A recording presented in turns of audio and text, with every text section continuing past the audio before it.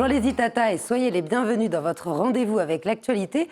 Écoutez ça, aujourd'hui je vous propose une balade littéraire. Et oui, on va découvrir ensemble un nouvel ouvrage publié par le Petit Futé qui propose de faire découvrir à la jeunesse les richesses de notre patrimoine martiniquais. Et pour nous en parler, nous recevons aujourd'hui quelqu'un de très connu sur cette chaîne, Barbara Jean-Élie, qui est son autrice. Bonsoir Barbara. Bonsoir Éléonore, merci pour ton invitation, ou pour votre invitation, je ne sais pas. Alors, on va parler de cet ouvrage. Oui. Quelle est sa jeunesse? Comment avez-vous été introduit dans ce projet? Parce qu'on vous connaît déjà autrice, hein, ce n'est pas le premier ouvrage de ce type que vous sortez, mais là, il est très original, puisqu'on va aller avec deux héros un petit peu se balader sur les territoires de la Martinique. Alors, donc, l'ouvrage s'appelle « La Martinique, c'est mon patrimoine » et vous l'avez dit, donc, à partir de 8 ans, c'est un ouvrage qui est publié, qui est édité par le Petit Futé. Et en fait, Isabelle Drezen, donc, qui travaille avec le Petit Futé, que j'ai connu, enfin que je connais, qui a connu aussi mes ouvrages, et probablement Sina et le secret de la Caraïbe, m'a approché en me disant « Tiens, je travaille sur un projet avec la DAC », puisque c'est une commande de la DAC, en fait, à l'attention des enfants 8, 9, 10 ans. Dans le jargon, on dit des enfants du cycle 3, donc CM1, CM2, 6e. Donc je travaille sur un projet qui sera un livre qui leur sera offert lors des Journées européennes du patrimoine, donc qui se situe en septembre.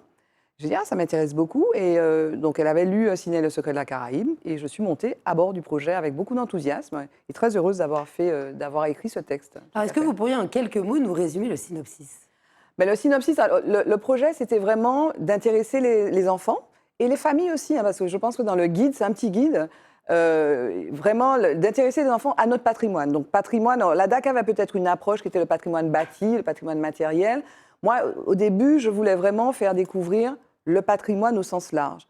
Donc il y a les bâtiments, il y a les musées, mais il y a aussi les lieux, il y a les manières. Par exemple, à un moment, on parle du balaou, on va parler du féroce, on va parler des personnages, on va parler de Zane Palsy, on va parler de Mona, on va parler de René Ménil, de Césaire, de Confiant, de Chamoiseau, etc. Donc ma vision, c'était vraiment d'embarquer nos lecteurs, nos lectrices, qu'ils soient grands ou grandes ou petites, dans ce voyage, j'ai envie de dire un voyage en Martinique, mais aussi un voyage intérieur, en fait, en réalité. Parce que je pense que quand on approche le patrimoine, quand on approche son histoire, quand on connaît mieux, finalement, le territoire dans lequel on évolue, du point de vue nature, du point de vue culture, du point de vue des personnages, eh bien, on s'approprie une partie de sa propre identité. Donc, tout à fait. Voilà, donc c'était un petit peu le but. Et alors, je ne suis pas seule. Sans vouloir faire les questions.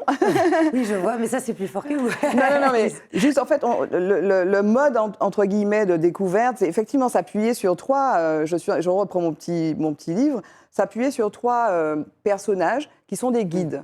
Donc, il y a Thio, Lia, et puis Maman Lily, qui est la grand-mère. Donc, c'est intergénérationnel. Il y a plusieurs chapitres, on voit, et des cartes aussi, qui vont permettre de se déplacer sur l'ensemble du territoire, ville par ville. Et puis, on retrouve aussi un fil rouge dans chaque chapitre, puisqu'il y a une petite histoire romancée avec un discours avec la personne plus âgée et les deux enfants, qui vont raconter dans quel contexte et qui vont décrire ce qu'il y a autour d'eux. Et il y a des zooms. Donc, ça peut être un zoom sur une recette, ça peut être un zoom sur un personnage historique. Vous pouvez peut-être nous donner des exemples? Oui, par exemple, j'ouvre comme ça au hasard. Donc, on est probablement à Saint-Pierre. Donc, Saint-Pierre, il y a un zoom. Donc, on part dans la ville. Hein, donc, on va s'arrêter au mémorial de la catastrophe. On va parler de la cathédrale. On va parler du 22 mai 1848, parce que tout a commencé là. On va parler de Laurent Valère aussi, pour parler de Maman de l'eau.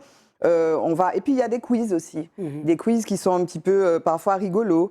Par exemple, le quiz parmi ces noms de bateaux, lesquels ne sont pas ceux d'une épave de l'éruption de 1902, Roraima, Tamaya, Camilia, Biscay et Maya. Donc, il faut lire le texte et répondre.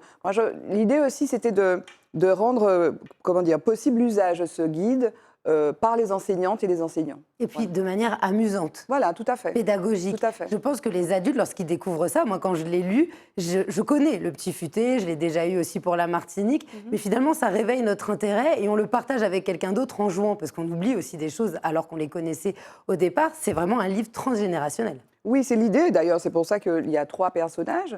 Et je pense que beaucoup d'entre nous, on ne connaît pas toute l'histoire de la Martinique. Il y a des lieux qu'on ne connaît pas. Il y a des lieux où moi, je suis retournée pour écrire cet ouvrage. Donc, Il y a des choses dont je me souvenais, mais il y a des choses que je suis retournée voir. Par exemple, je suis retournée au château du Buc parce que je me suis rendu compte que la famille du Buc était une famille très importante dans notre histoire. Donc, j'ai voulu retourner sur les lieux parce que l'idée, c'était de lier à la fois le factuel et aussi la fiction. Il fallait que ce soit vivant. Voilà. Et d'ailleurs, à ce sujet, il faut parler de Lionel Perrault, qui est l'illustrateur. Qui est l'illustrateur. Voilà. Donc vous étiez un binôme sur cet ouvrage.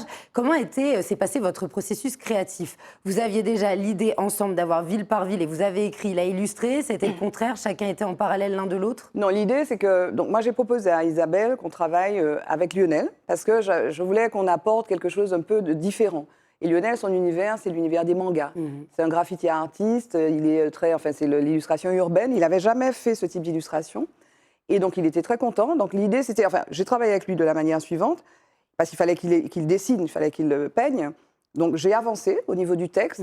Parfois, d'ailleurs, en donnant des textes, c'était pas tout à fait précis, en disant, bon, je vais fignoler, je vais aller sur le terrain, je vais vérifier. Parce que ça donne l'esprit. Ça donnait l'esprit, voilà. Et puis, on s'est arrêté. Donc, il a fait des propositions à Isabelle et puis à Christophe Oumès, donc de l'ADAC, des personnages. Donc, ça a été arrêté avec une équipe de la direction des affaires culturelles.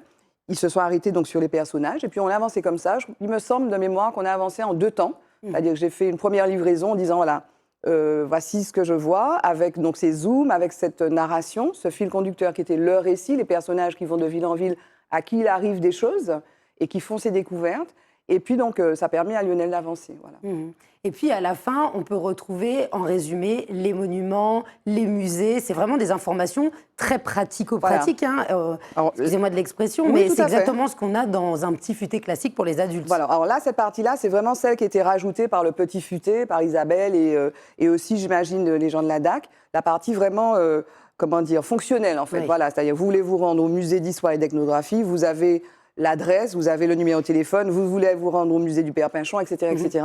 Donc, c'est vraiment un guide. C'est pas un guide touristique, mais il y a quand même une fonction touristique pour celui, d'ailleurs, martiniquais ou non martiniquais, qui voudrait découvrir les lieux, les musées, et puis aussi la culture et le patrimoine martiniquais. Alors, l'intelligence de cet ouvrage, c'est que ça passe par les jeunes générations qui peuvent avoir ce livre avec des parents qui peut-être sont en désintérêt ou qui sont habitués à leur île, et finalement, ils vont venir voir papa, maman pour dire « j'ai lu ça dans le bouquin, j'ai envie d'y aller ». Donc ça relance la découverte. Oui, et puis l'idée, c'est vraiment que ça soit intergénérationnel, vous l'avez dit, que vraiment les parents et les enfants se rendent sur les lieux. D'ailleurs, à la fin, il y a une carte qui récapitule un petit peu les lieux dont on a parlé. Et puis, donc, la famille, donc les enfants, et puis aussi d'ailleurs les enseignants, et puis les parents, pourraient cocher « je suis allé là, j'ai vu ça », etc. Voilà. Puis actuellement, on est quand même dans une politique d'encouragement de la lecture, parce que on est beaucoup dans le digital avec les enfants, et ce livre-là, pour le moment, il est en version papier, c'est aussi un plaisir de le découvrir, de l'ouvrir, de regarder les dessins. Moi, j'adore l'objet. Le format, voilà. C'est un 20 cm sur je ne sais pas combien, mais voilà, c'est un petit format pratique. Qui, peut-être qu'il ne se met pas dans la poche, en tout cas, il se glisse facilement dans le sac. Et je pense qu'il est adapté à la fois pour les enfants et puis les parents. Alors vous, Barbara Joly, vous n'y êtes pas à votre premier coup d'essai en ce qui concerne la littérature jeunesse. Qu'est-ce que ça vous apprend à chaque fois? Là, on voit que c'est un travail très différent. Vous êtes en binôme. En plus de ça, il faut de l'exactitude des informations à vérifier. Il y a de l'histoire derrière. Est-ce que cette nouvelle expérience vous a amené des connaissances en plus? Forcément, alors ce n'est pas que de l'histoire. Je ne suis pas historienne, je suis donc mon cœur de métier, c'est le journalisme. Donc j'ai trouvé aussi intéressant d'aller confirmer des choses. C'est-à-dire que des fois, vous pensez savoir et puis vous ne savez pas bien. Donc vous êtes obligé d'aller lire. En allant aussi sur les lieux, dans les musées, vous avez des informations. Donc ça, c'était vraiment passionnant. Donc j'ai découvert beaucoup de choses sur mon île. Et puis, comme je suis retournée sur les lieux, mais j'ai revu des choses. J'ai aussi, pour pouvoir alimenter cet ouvrage, j'ai aussi réécouté des interviews, par exemple des interviews que j'ai menées d'historiennes. Voilà, donc c'était un travail qui a été très condensé, concentré, mais qui a été très, très, très intense et qui m'a permis aussi à moi de faire cette plongée à la fois dans le patrimoine, dans la culture, dans l'histoire, mais pas que l'histoire. C'est un véritable exercice parce qu'il faut retranscrire une information assez exhaustive tout en restant à l'échelle de l'enfance où il faut aussi appréhender les choses autrement. On ne peut pas non plus trop pousser lorsqu'il s'agit de jeunes publics. Mais le parti pris, c'était le récit. Oui. Donc, ce n'est pas de l'histoire. Comme je ne suis pas historienne, je n'ai pas fait... c'est pas... C'est pour ça d'ailleurs, j'imagine qu'Isabelle a voulu travailler avec moi, parce que dans Sina et le secret de la Caraïbe, il n'y a rien d'historique, sauf quelques petits points, mais c'est d'abord la découverte. En fait, donc j'ai vraiment abordé ce travail-là comme une découverte. C'est un récit d'aventure. Donc là, voilà, il se trouve que c'est la Martinique, mais on part de point A, on arrive à un point Z, et puis on va aller de découverte en découverte. Avec l'émerveillement qui va avec, et la curiosité qui s'éveille. Alors pour le moment, il a été distribué, c'est ça, gratuitement, à beaucoup d'élèves, dû à la commande qui était faite par la DAC et les autres partenaires. Quel a été le retour ? Je crois enfin, moi, j'ai croisé quelques enseignantes qui m'ont dit qu'elles étaient ravies. Et donc, il a été édité à 10 000 exemplaires. Ouais. Donc, il a été distribué dans les CM1 et CM2. Et ce que me disait Isabelle Rizen, donc le Petit Futé, c'est qu'il y aurait manifestement une réédition, parce que je crois qu'il est un peu victime du succès, et que les enseignantes et que les enfants du CE1, CE2, voilà, pourraient être intéressés. Je pense que ça peut être vraiment un support intéressant pour les enseignants, aussi pour les parents, pour partir à la découverte de notre île. Alors, comment utilisent les enseignants cet ouvrage ? Ça va être lors des cours pour illustrer des choses qui sont déjà prêtes, ou c'est plutôt en récit, en lecture classique, vous savez ? Éléonore, j'ai l'impression qu'il faudrait leur demander. Mais bon, si j'étais à leur place, on pourrait décider, par exemple, d'aller voir, de commencer le travail, par exemple, à l'école, et puis en disant, tiens, on fait une sortie, parce qu'il faut... Oui, bien sûr. Je pense que, d'après moi, ce qui manque à nos jeunes, et même aux adultes, c'est vraiment d'aller au contact de la nature de ce pays-là, quoi. Et on peut passer, je parlais du château du Buc, mais on va à Trinité, on va sur ces ruines, on est dans un espace, dans une nature qui raconte des choses ou qui ne les raconte pas, mais déjà la nature, déjà voir cette nature qui est magnifique. On a la mer, on a la vallée, on a ces mornes, voilà, donc il faut retourner sur le terrain. Je pense que c'est aussi un encouragement à aller voir notre île, aller à Grand-Rivière, aller à Sainte-Luce, aller à Saint-Joseph.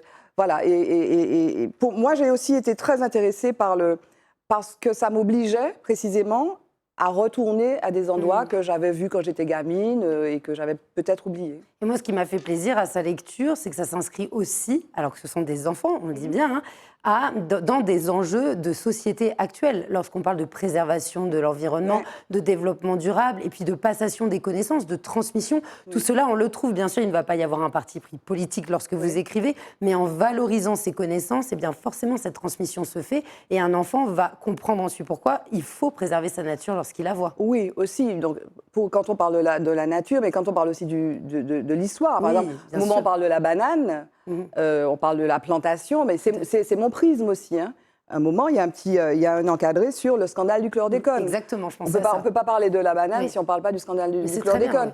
On parle du scandale du chlordécone, on va pas développer tout ce qu'on sait sur le scandale du chlordécone, où on en est, des procédures, etc. Mais j'ai eu cette envie aussi, à un moment T, vraiment de prendre les enfants par la main et de leur dire voici l'état. En tout cas, par mes yeux, voici moi ce que j'ai envie de montrer de mon île, ce qui relève de connaissances que j'ai eu à approfondir. Mais voici, donc c'est un parti pris. La réalité. Voilà, et c'est le champ lexical qui s'ouvre aussi. Voilà, mais c'est un parti pris. C'est un parti pris. Peut-être que d'autres auteurs n'auraient pas traité comme ça. Mais voilà, on a parlé du 22 mai, il y a des auteurs dont on parle, on a parlé des sœurs Nardal. Ça va un petit peu, j'ai envie de dire, dans tous les sens. Et puis, grâce aux illustrations, grâce aux cartes que Lionel a dessinées, donc c'est aussi gai. Voilà, on a parlé du chlordécone, mais on parle de choses gaies, on parle des Philibeaux, on parle des Lotio. Est-ce que vous savez ce que c'est le Lotio ? Eh bien, même pas. Voilà. Il va falloir me donner la page, je vais le lire. Il faut aller à Sainte-Anne-aux-Marins, je crois. Voilà, donc on décrit, je ne connaissais pas spécialement la recette, mais je suis allée chercher la recette, par exemple. On parle des costumes créoles, etc. Donc ça va dans toute espèce de direction. Et c'est très pratique, il y a les petites cartes qui permettent de se repérer. On a fait un découpage un petit peu administratif, en fait. On s'en est tenu au découpage des 3 EPCI, donc Nord, Centre et Sud, pour pouvoir, pouvoir séparer un petit peu les choses. Mais ça stimule aussi la notion de géographie, tout en s'amusant, sans que l'on ait un cours pour un enfant. Il va imprégner en lisant ça avec ces images et puis cette histoire. Alors vous, Barbara, qu'est-ce que ça vous apporte de travailler pour cette jeunesse ? Est-ce que par rapport à un lectorat qui serait plus adulte, pourquoi ce choix ? J'aime ça. Moi, je veux transmettre. Je veux être dans la transmission. Je veux être en contact avec les jeunes générations. Je suis journaliste à la base, mais transmettre aux jeunes, parler aux jeunes. C'est par cet imaginaire qu'il y a un imaginaire particulier aussi de l'enfance. Oui, alors moi, ça me plaît de me remettre un petit peu au niveau des enfants, mais j'aime tellement mon île que voilà, quand je suis vraiment très contente d'avoir participé à ce projet parce que j'aime la Martinique et donc je veux transmettre cet amour-là sur des bases factuelles, sur des bases réalistes aussi. Mais bon, j'assume ce point de vue un peu fictionnel. Hein, et je pense qu'Isabelle, elle a recherché ça aussi avec moi. Mais ça m'apporte de passer un petit peu ces informations à cette jeune génération. Alors pour finir cette émission, je pense aux personnes qui nous regardent ce soir et qui seraient intéressées, parce que les fêtes arrivent bientôt. Pour le moment, ils ont été distribués à plusieurs centaines, voire milliers d'élèves. 10 000, c'est énorme. Gratuitement, y aura-t-il une version digitale à venir? Alors, ce que me dit Isabelle Rezen, donc du Petit Futé, c'est que oui, normalement, ils sont en train de travailler sur une version digitale qui devrait être en ligne, grâce, je pense, à des codes promo aussi, qui est accessible dans quelques temps. Voilà, c'est ce que je peux dire. Eh ben, merci beaucoup, Barbara Joailly. Je pense que ça va en inspirer plus d'un. Et apparemment, on serait les premiers dans la Caraïbe à faire ça. Alors, il me semble. À quand les prochaines éditions sur les autres territoires? Il faudra demander aux gens qui s'en occupent. On vous invitera alors à ce moment-là. Merci. Merci d'avoir été avec nous. Merci beaucoup, les Itata, de nous avoir suivis. Je vous dis à très vite pour un prochain Écoutez ça.